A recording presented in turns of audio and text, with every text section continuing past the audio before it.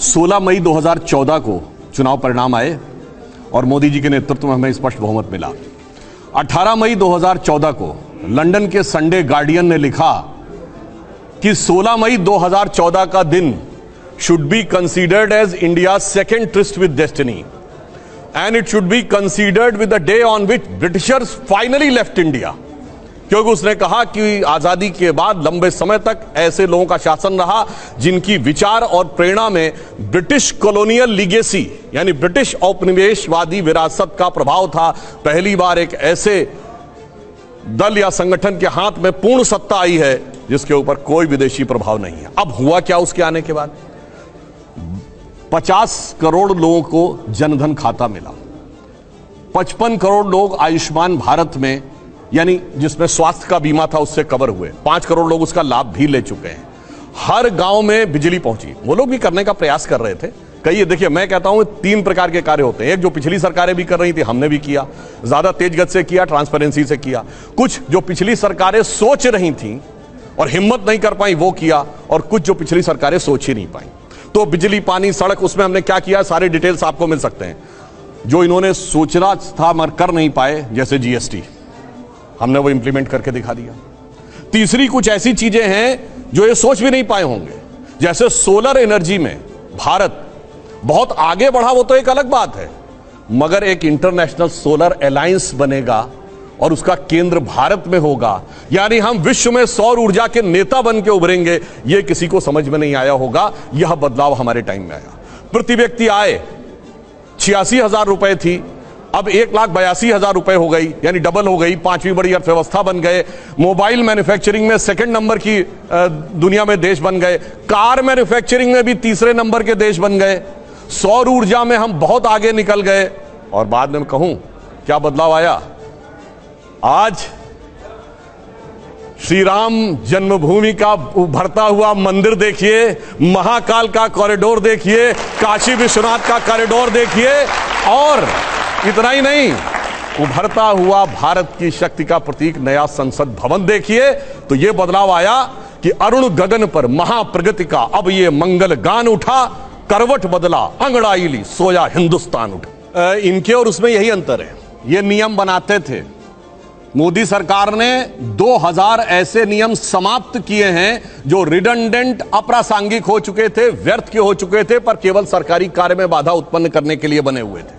मैं उदाहरण बताना चाहता हूं। एक अमित शाह जी ने मुझे स्वयं बताया था कि जब वो गृह मंत्री बने गुजरात के, तो जानते क्या था? 1965 की लड़ाई के समय गुब्बारे पाकिस्तान की तरफ से आते थे, वो कुछ पेपर डाल देते थे भारत की तरफ, तो हर हफ्ते पुलिस की रिपोर्ट आती थी कि इस साल कोई गुब्बारा नहीं आया। अरे भैया, सैटेलाइट का जमाना आ गया और गुब्बारे का नियम बना हुआ, नियम का पालन हो रहा था। ऐसे एब्सर्ड रूल्स को हटाने का काम किया। यह हमारी इनकी सोच में अंतर है। अब जो इन्होंने बोला, अब मैं सिर्फ फैक्ट्स बोल देता हूं, बजाय इसके कि जैसे इन्होंने कुछ कहा ये हुआ वो हुआ।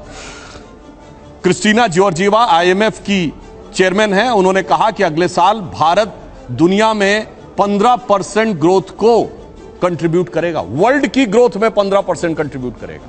हमारी सरकार आने से पहले हमारा ग्लोबल GDP में 2.4% का हिस्सा था, अब 9% से ऊपर का। और इन्होंने कहा कुछ नहीं हुआ, तो मैं मानता हूं। सुनिए, जब मोबाइल हैंडसेट हम सब यूज करते हैं, जब हमारी सरकार आई तो हम 2nd बिगेस्ट कंज्यूमर थे, क्योंकि हमारे यहां सबसे ज्यादा आबादी भी है। दूसरे नंबर पे, अब नंबर 1 पे हो गई। पर पता है 92% मोबाइल हैंडसेट बाहर से आते थे। आज हम सबसे बड़े प्रोड्यूसर हैं, 97% मोबाइल हैंडसेट हमारे बनते हैं। वो बनाने वाले कोई थोड़ी है, वो तो आसमान से कहीं जिन्नात आके बना रहे होंगे। 37 किलोमीटर पर डे अगर रोड बन रही है तो ये भी कोई रोजगार थोड़ी सृजित हो रहा है, वो कोई हवा से आके बना रहे होंगे।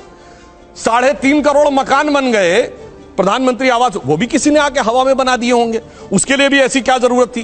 कार मैन्युफैक्चरिंग में आज 7.5 करोड़ परिवार भारत के ऐसे इनके पास कार हो गया, वो कार भी किसी ने आके हवा में बना दी होगी। इसलिए, और इन्होंने कहा विदेशी कंपनियां चली गई, बिल्कुल। अरे हमारी देशी कंपनियां अब उस लेवल पे आई, महिंद्रा एंड टाटा ने आर्सेलर को खरीद लिया, दुनिया की टॉप की कंपनियों में से एक आर्सेलर को खरीद लिया। मगर अब क्या बताएं, अब ये कहते हैं चीन के अतिक्रमण की बात। अब जिनके दिमागों के ऊपर चीन ने अतिक्रमण कर रखा है कॉन्ट्रैक्ट्स के थ्रू, अब उसके लिए क्या करें? चाइना को हमने, अब ये लोग ये बहुत सेंटेंस बोलते हैं, चाइना को हमने, चाइना के शी जिनपिंग को झूला झुलाया था। बताएं कैसा झूला झुलाया उन्होंने? आज मैं पूछूं, चाइना के साथ दुनिया के कौन से देश खड़े हैं? सिर्फ दो, नॉर्थ कोरिया और पाकिस्तान। चाइना का नक्शा याद करिए, इधर है पाकिस्तान, इधर नॉर्थ कोरिया। वो झूला झूल रहा, north Korea Pakistan, north Korea Pakistan, north Korea Pakistan, बाकी खत्म। और इन्होंने कहा बदलाव आया। तो मैं ये भी बताना चाहता हूं, जब हमारी सरकार नहीं थी, मैं आपसे पूछता हूं 2014 से पहले देश का कौन सा ऐसा क्षेत्र था धमाके नहीं होते थे? आतंकवादी हमले, चंडीगढ़ में धमाके, दिल्ली में धमाके, बंबई में धमाके, पुणे, नासिक, लखनऊ, फैजाबाद, गुवाहाटी, हैदराबाद, चेन्नई, बेंगलुरु, कौन सी ऐसी जगह थी? चलती ट्रेन में धमाके, चलती बस में धमाके, पार्क पे जाइए तो लिखा रहता था छूना नहीं, धमाका हो सकता। बस अड्डे पे जाइए, रेलवे स्टेशन पे जाइए, धमाका हो सकता। और उसके बाद 26/11 के हमले के 9 महीने बाद शर्म एल शेख में पाकिस्तान से ज्वाइंट डिक्लेरेशन करते हैं, जिसमें बलूचिस्तान भी हिस्सा होता है। यानी हम मान लेते हैं कि हम उसमें इन्वॉल्व हैं। और क्या कहते हैं? आतंकवाद की घटना से शांति वार्ता प्रभावित नहीं होगी। यह शर्म एल शेख जुलाई 2009 9 महीने के बाद का डिक्लेरेशन है 26/11 के। और हमने क्या कहा? मोदी जी ने कहा आतंकवाद और वार्ता साथ साथ नहीं होगी। और उससे यह बदलाव आया। और हमने हासिल क्या किया? हमने हासिल वो किया जो सन 71 के समय में भी आपको सुनने में नहीं मिला होगा। ये पाकिस्तान की पार्लियामेंट में पाकिस्तान के सांसद ने कहा, पाकिस्तान के विदेश मंत्री और आर्मी चीफ को का कोट करते हुए कि शाह महमूद कुरैशी साहब, देन फॉरेन मिनिस्टर, आए, आर्मी चीफ आए, उनके पैर कांप रहे थे। उन्होंने कहा शाम तक अभिनंदन को वापस कर दो वरना हिंदुस्तान अटैक कर देगा। ये पैर कांपते तो किसी ने भी नहीं सुने थे।